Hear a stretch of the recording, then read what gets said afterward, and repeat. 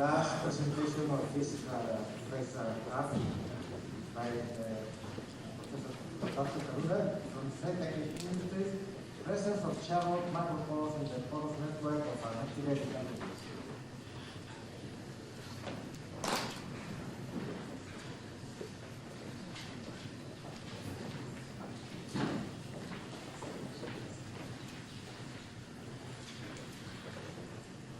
Well, good morning, and I feel kind of honored that I'm the first one to speak about the subject that includes the porosity of alumina. We've heard a lot about NCM41 and zeolites, but since there are hundreds of millions of pounds of alumina manufactured each year and we still don't understand the porosity very well, I think it's opportune to talk a little bit about alumina.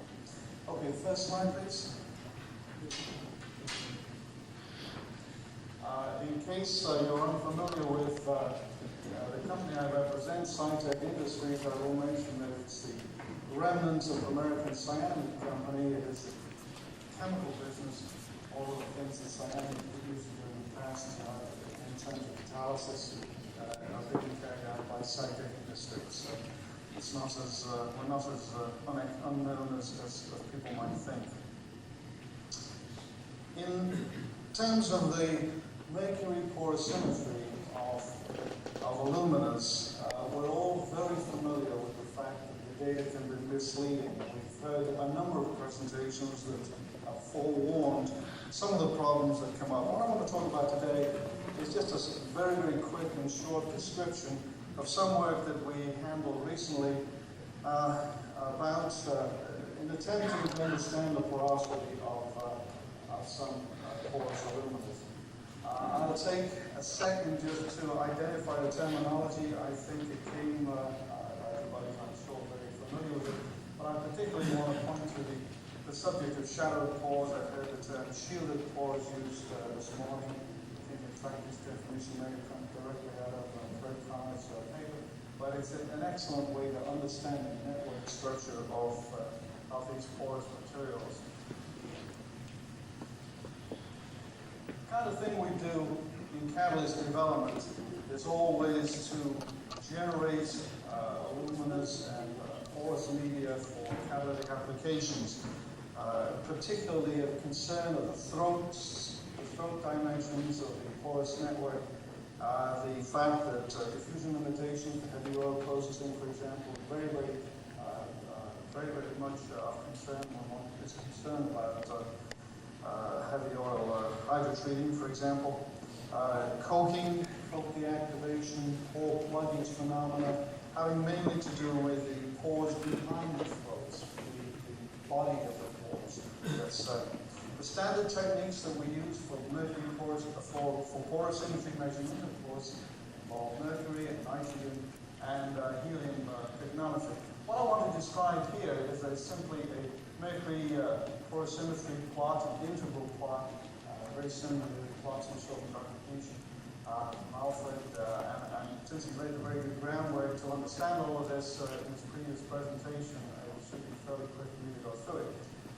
This represents the intrusion curve, and here the extrusion curve for a alumina substrate, gamma alumina substrate. As you can see, its pore is about 0.6.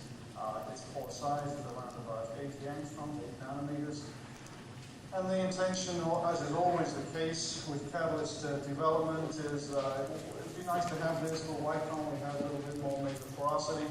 And here's another one. Here's the same type of material, but now you see the porosity is up about 0.9 cc's per gram. And from a point of view of the scientist that was working with a variety of people to develop a material with a higher major pore volume, on which they had achieved this goal. We were looking at this for catalytic support applications. Now, several things I want to point to that are important. Both are showing the pore size about this diameter, 8 to 9 nanometers, which is the target range. Notice that significantly higher major porosity in this second sample. And of course, both samples undergo exclusion, mercury exclusion to about the same region, but there's a big difference in the mercury trapped. That's the snap-off mercury, quite a significant difference. How significant is this? Well, the other kinds of data that one looks to in trying to define these materials and go on ahead and use them indicated here. The two materials identified as IN729 and IN697, just two materials. Notice, first surprise, materials are almost identical in surface area. There's 3 measurements for each material here, and the surface areas are almost identical. That was a little unusual. Certainly, we would expect for materials with quite dissimilar pore volumes, with very similar pore size distributions, also knowing that they came from the same alumina powder material that precursor, quite different mercury porosities. The next piece of information, of course, not only are the surface areas similar, but the nitrogen pore volumes are also very, very similar. So it initiated some further work to decide exactly what was happening here. Here's the nitrogen pore size distribution, from nitrogen dissolves in isotherm, showing for the IN697 sample, showing the pore volume in this region, certainly up around close to 0.6.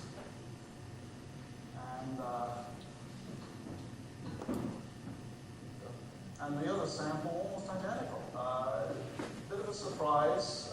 Mercury certainly was quite distinctive in showing quite different pore volumes. These nitrogen pore size distributions are almost identical. So what does it all mean? Well, we have to look to all of the information that we have on these samples. Water pore volume. The water pore volume measured by a simple titration method. The numbers for this IN697 sample certainly reconfirm the kind of mercury numbers that we received. The compacted bulk densities for these aluminas reflect, sure enough, a lower pore volume here for this sample and a much higher pore volume for this sample. So the nitrogen data certainly was out of tune, out of step. And the same can be said for the helium density. The helium densities reinforce the fact that there was nothing very unusual happening here. The nitrogen pore volumes were quite out of step. So what do the isotherms look like? Can we deduce from the nitrogen isotherms something significantly wrong? The usual thing one does at this stage like this is to look at the isotherms and decide, have we got all of the parameters in place? Were we getting sufficiently long equilibration times, particularly at the high pressures? Are there any real differences in the shapes of these curves? And the answer is quite simply, no, these are very, very similar. And if we go ahead and look at this, the table again, let's see if I go back to the table here. Okay. Well, if we went back to the table again and just reconfirm the usual thing, let's rerun the nitrogen analysis again, rerun the mercury analysis, change the equilibration times, change the ramp rates. Try to decide, is there really a significant difference between these materials? And of course, what we find is there really is a significant difference. These nitrogen analyses and the mercury analyses are not in accord, and the reason they're not in accord is primarily because the mercury analysis is not telling us about the mesoporosity of the alumina itself. Let's see what we can do.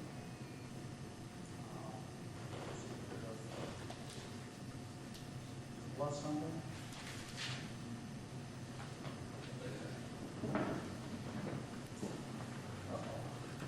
Apologize, I must have a jam slide.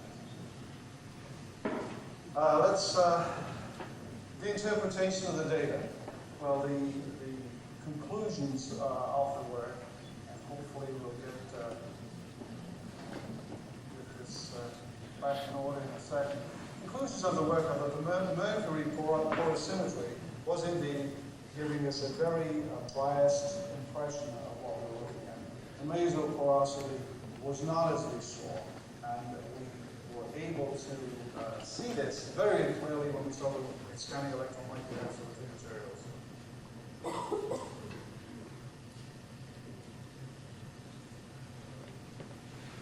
Okay. So we can go through it. Here are scanning electron microscopes of photographs of the two materials. What we see is a very high population of very large pores. These are of the order of 1,000 to 10,000 nanometers in diameter. The iron-697 material, as you can see, a very high population of these large macropores within the structure compared with a much smaller population within the second sample. This is the sample that the mercury porosymmetry said at a very high mesopore volume. This is the sample that said the mercury indicated at a lower mesopore volume. In actual fact, of course, the mesoporosities of both of these aluminas are the same. What we have here is clear evidence of the presence of shielded or shadowed pores that are only accessible via the 90-89 angstrom pores of the alumina structure. In materials like this, we usually expect to see a pore filling we usually expect to see pore filling beginning up around here, but in the case of these materials, where in fact no macropores obviously are accessed from the external part of the particle, we were not seeing any pore filling until we started filling at 80-90 angstroms. Once we did so, we then began to fill these internal shadowed pores and the populations reflect this. A very high entrapped mercury was as expected because the mercury was being entrapped in these large pores. Populations are quite dissimilar and further go to support the idea that mercury porosymmetry has to be looked at very carefully in order to interpret fully the data from a porous aluminum network structure. Thank you.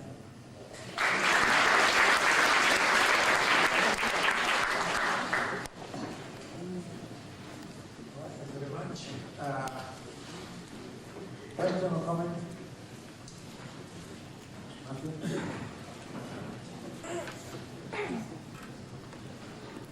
Just to say that we had an analogous problem with the tantalum capacitors I was talking about yesterday. You can get around it by on the tantalum capacitors smashing up the capacitors, which then cracks along the mesoporous fault lines. And then you can compare the intrusion curves of your complete samples and your smashed up ones. And the, as you say, the takeoff point is then, as it were, the edge effects of your new sample. So you should be able to access it. Yeah, absolutely correct. From a catalyst perspective, he's always interested in how oils can get into the catalyst structure. And so crushing the samples is not a sort of a first pass. Cracking the samples. Comment? Another thing you might consider doing is always do a re-intrusion and re-extrusion whenever you have something very unusual like that. And sometimes some of these phenomena become very evident during the second cycle. The last question. Just two quick comments about this interesting paper. One is it illustrates very well, I think, the lack of fine structure in the intrusions. As Doris pointed out, you get this false impression of a relatively narrow pore size, whereas in fact getting into much larger pores. They're very clearly located in this case. And the other thing is we shouldn't expect to get agreement between these So it illustrates nicely, I think, the importance of using the combination techniques. Okay, thank you very much again.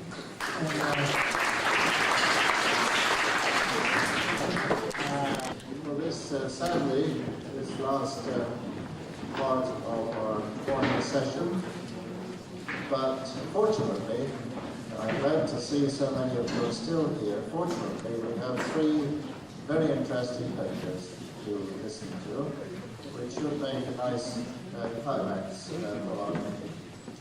And you will have seen already that there has been a change in the program, and it's a great pleasure for me, certainly, to introduce Dr. Silfer to give his first paper on carbon microcide membranes for gas separation. So Dr.